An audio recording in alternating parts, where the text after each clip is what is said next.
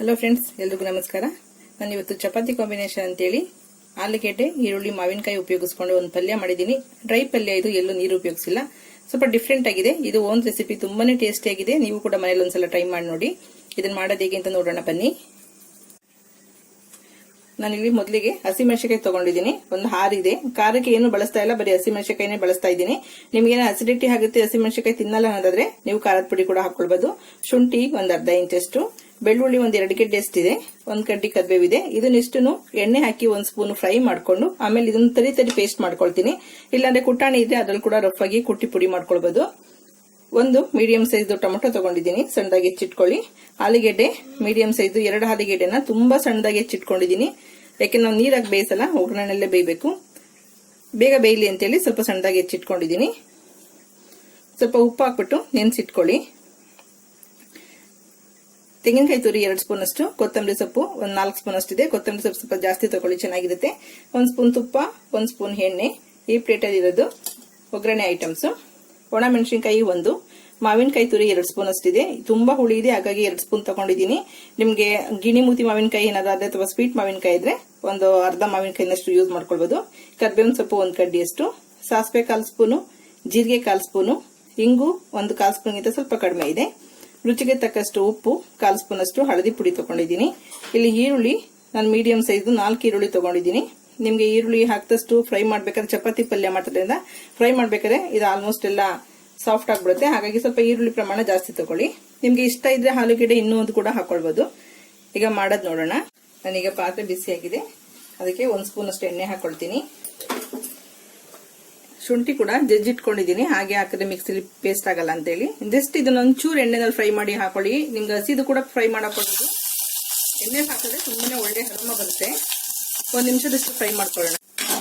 ಈಗ ಫ್ರೈ ಮಾಡಿದೆಯಲ್ಲ, ಇದನ್ನ ತೆಗೆದಿಟ್ಕೊಳ್ಳೋಣ. ಇದು ಸ್ವಲ್ಪ ತಣ್ಣಗಾಗಷ್ಟರಲ್ಲಿ ನಾವು ಮತ್ತೆ ಈ ಕಡೆ ಒಗ್ಗರಣೆ ಹಾಕೊಳ್ಳಬಹುದು. ಈರುಳ್ಳಿ ಎಲ್ಲ ಬೇಯಬೇಕಲ್ಲ, ನಾವು ಅದನ್ನೆಲ್ಲ ಹುರಿದಿರೋದ್ರಿಂದ ನಮ್ಗೆ ಅದು ತುಂಬಾ ಹಸಿ ವಾಸನೆ ಇರೋದಿಲ್ಲ. ಹಾಗಾಗಿ ಈರುಳ್ಳಿಗೆ ಲಾಸ್ಟ್ ಅಲ್ಲಿ ಫ್ರೈ ಮಿಕ್ಸ್ ಮಾಡೋದನ್ನು ನಡೆಯುತ್ತೆ. 1-2 ಸ್ಪೂನ್ ಅಷ್ಟು ಎಣ್ಣೆ, 1 ಸ್ಪೂನ್ ಅಷ್ಟು ತುಪ್ಪ ಹಾಕೊಳ್ತಿದ್ದೀನಿ.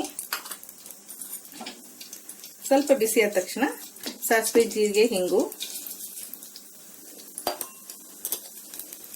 1 ಒಣ ಮೆಣಸಿನಕಾಯಿ,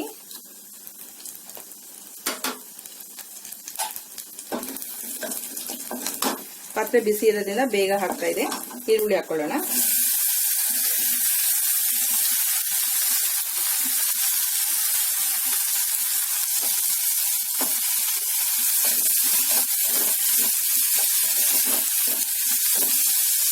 ಈಗ ಸ್ಟವ್ನ ಸ್ವಲ್ಪ ಮೀಡಿಯಂ ಫ್ಲೇಮ್ ಮಾಡ್ಕೊಳ್ಳಿ.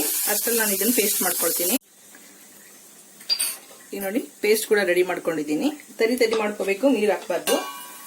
ಈಗ ಈರುಳ್ಳಿ ಕೂಡ ಸಾಫ್ಟ್ ಆಗಿ ಬೆಂದಿದೆ. ಸ್ವಲ್ಪ ಬೆಂದ್ರೆ ಸಾಕು, ನಾವು ಮತ್ತೆ ಆಲೂಗೆಡ್ಡೆ, ಟೊಮೆಟೊ ಎಲ್ಲ ಬೇಯಿಸ್ಕೋಬೇಕಾಗುತ್ತೆ. ಈಗ ಆಲೂಗೆಡ್ಡೆ ಹಾಕೊಳ್ಳೋಣ.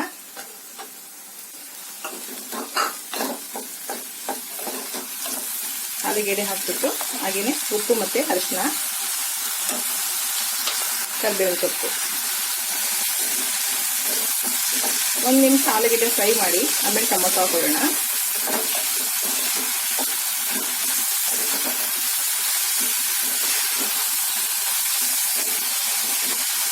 ಈಗ ಟೊಮೆಟೊ ಹಾಕೊಳ್ತಿದ್ದೀನಿ.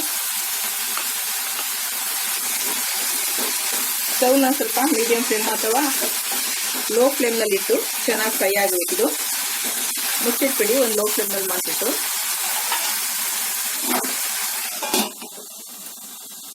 ಲೋ ಫ್ಲೇಮ್ನಲ್ಲಿ 1-2 ನಿಮಿಷ ಬಿಟ್ಟಿದ್ದೀನಿ.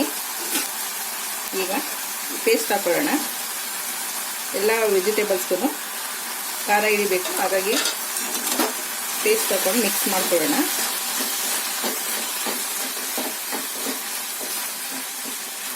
ನೀವು ಹಸಿ ಶುಂಠಿ ಬೆಳ್ಳುಳ್ಳಿಗಿಂತ ಈ ತರ ಫ್ರೈ ಮಾಡಿ ನೋಡಿ, ಅದು ಅರೋಮನೆ ಬೇರೆ ತರ ಇರುತ್ತೆ, ತುಂಬಾನೇ ಒಳ್ಳೆ ಟೇಸ್ಟ್ ಇರುತ್ತೆ.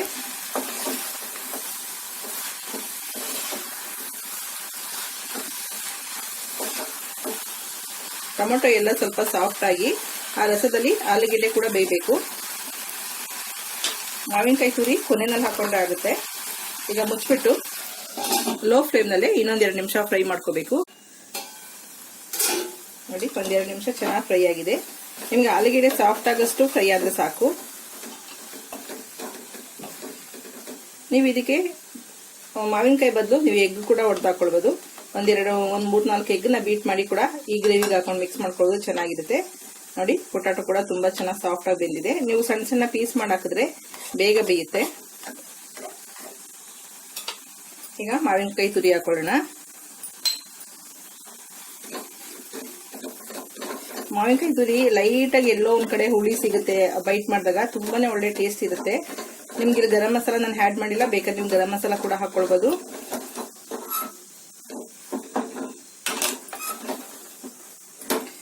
ಮಾವಿನಕಾಯಿ ತುರಿ ಬೇಗ ಸಾಫ್ಟ್ ಆಗೋದ್ರಿಂದ ನೀವು ಕೊನೆನಲ್ಲಿ ಹಾಕೊಂಡ್ರೆ ಸಾಕು.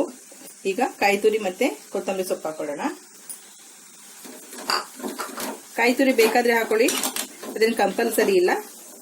ನಾನು ಪಲ್ಯ ಆಗಿರೋದ್ರಿಂದ ಸ್ವಲ್ಪ ಆಲೂಗೆಡ್ಡೆ ಎಲ್ಲ ಹಾಕಿರೋದ್ರಿಂದ ಟೇಸ್ಟ್ ಚೆನ್ನಾಗಿರುತ್ತೆ ಅಂತೇಳಿ ಹಸಿ ಕಾಯಿ ತುರಿ ಹಾಕೊಳ್ತಾ ಇದ್ದೀನಿ. ಈಗ ಸಿಮ್ ಮಾಡಿಬಿಟ್ಟು ಸ್ಟವ್ನ 1-2 ನಿಮಿಷ ಮುಚ್ಚಿಡಿ. ಪಲ್ಯ ರೆಡಿ ಆಗಿದೆ. ಈ ಗೊಜ್ಜನ್ನ ಹಣ್ಣು ಕೂಡ ಕಲ್ಸ್ಕೊಂಡು ತಿನ್ನೋದು ಸೇಮ್ ಚಿತ್ರಾನ್ನ ತರಾನೇ ಇರುತ್ತೆ, ತುಂಬಾನೇ ಟೇಸ್ಟಿ ಆಗಿರುತ್ತೆ. ಚಪಾತಿ ಜೊತೆ ತುಂಬಾನೇ ಒಳ್ಳೆ ಕಾಂಬಿನೇಷನ್, ತುಂಬಾ ಚೆನ್ನಾಗಿರುತ್ತೆ.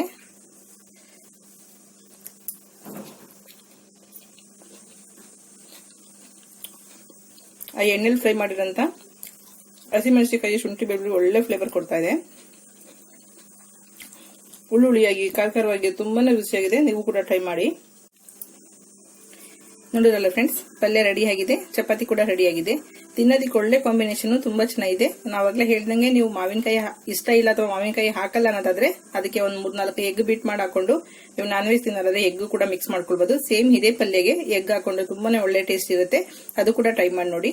ಓಕೆ ಫ್ರೆಂಡ್ಸ್, ಈ ವಿಡಿಯೋ ಇಷ್ಟ ಆಗಿದೆ ಲೈಕ್ ಮಾಡಿ, ಶೇರ್ ಮಾಡಿ, ಸಬ್ಸ್ಕ್ರೈಬ್ ಮಾಡಿ. ನಿಮ್ಮ ಅಭಿಪ್ರಾಯ ಅನಿಸಿಕೆಗಳನ್ನ ಕಾಮೆಂಟ್ ಬಾಕ್ಸ್ ಅಲ್ಲಿ ಹಾಕಿ. Okay, bye, thank you.